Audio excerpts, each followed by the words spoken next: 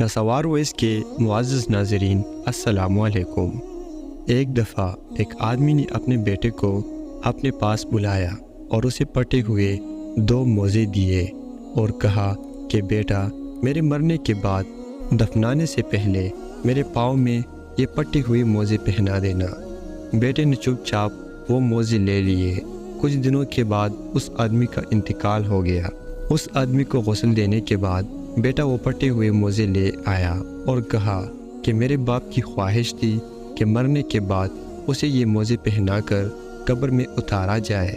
لوگوں نے یہ دیکھا تو کہا کہ یہ بات تو صحیح نہیں ہے، کیونکہ مردے کو کفن کے علاوہ کوئی اور کپڑا نہیں پہنا سکتے۔ لیکن وہ بیٹا نہ مانا۔ یہ بات آگ کی طرح پھیلی اور مختلف علاقوں کے علماء اکٹھے ہو گئے اس مسئلے کو حل کرنے کے لیے، لیکن وہ بیٹا اپنی بات پر اڑا رہا۔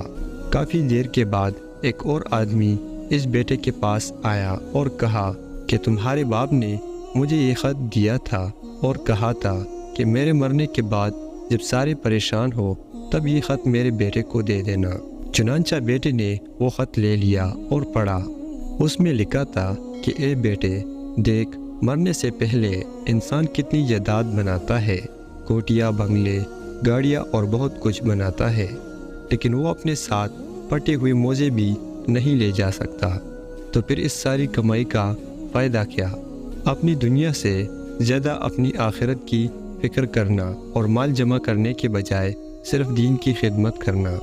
اللہ تعالی ہمیں عمل کرنے کی توفیق عطا فرمائے اور رائے حق میں اپنا مال صدقہ کرنے کی توفیق عطا فرمائے۔ آمین۔